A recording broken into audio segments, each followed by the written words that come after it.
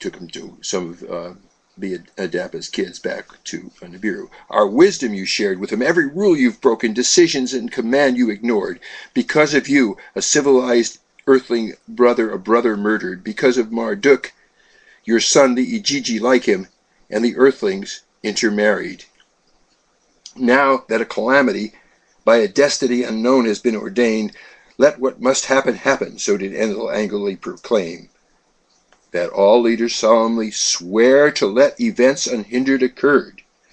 Enlil demanded. If Ijiji their spouses will abandon, would not fear spread among the Earthlings? Nimma was in tears. The words of the oath she faintly whispered. Enlil at his brother Enki gazed. It is the wish of kingdom and counsel to him, he said.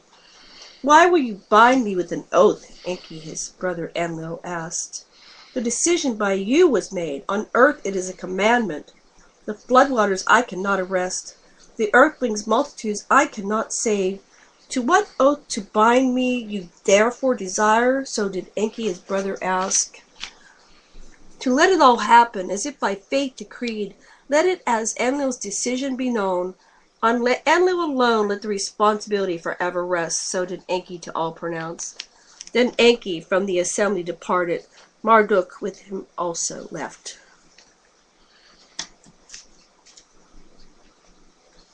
More there. Right here? Yeah. To guard against an onrush of Earthlings, to Ishkur the task Enlil gave, to bar access, barrier, and bolt, to erect and bolster. Of all preparation, Sipar, the palace of the celestial chariots. The place of the celestial chariots was the center. To Sipar, Enlil, the tablets of destinies from Nibiru Key moved.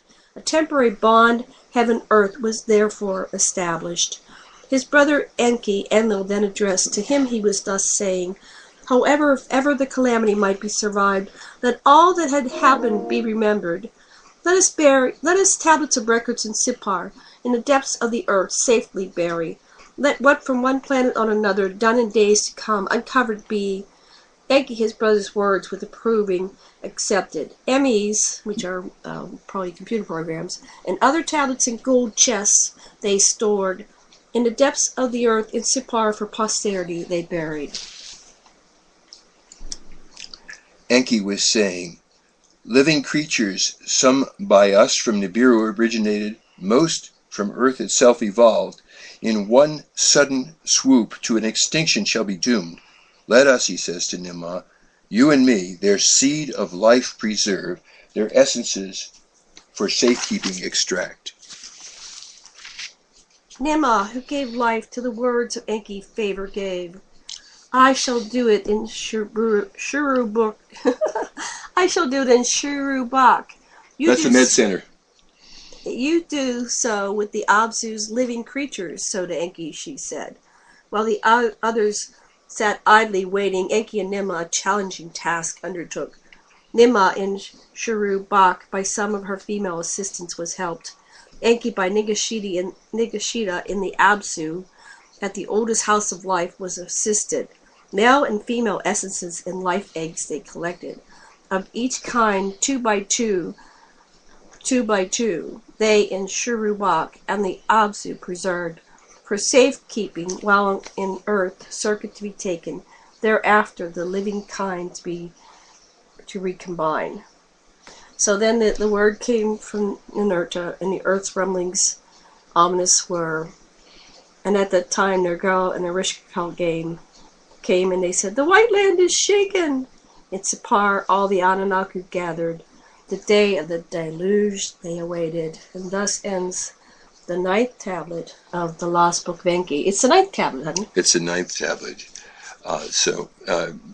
I had intended to go right on to the 10th tablet where we say how Enki and Galzu saved humanity. But I can see we've run out of time, and tune in next time and find out whether we live or not.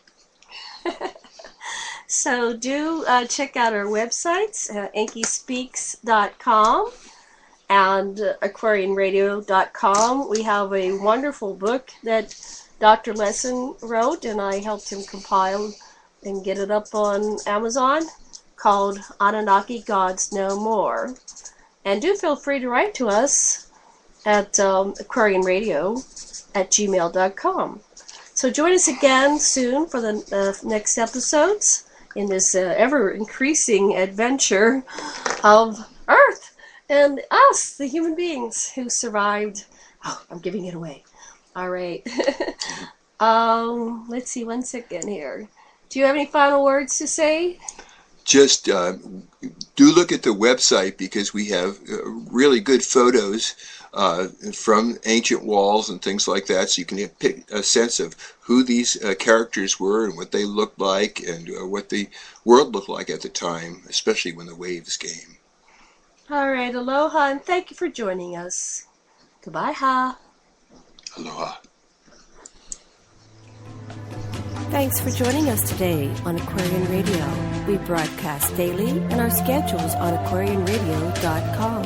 Listen live by calling 646-649-0893, or you can listen live by calling 646-649-0893, or listen to our archives on aquarianradio.com. Join us again soon, and do tell your friends, the age of Aquarius and the paradigm of peace is now.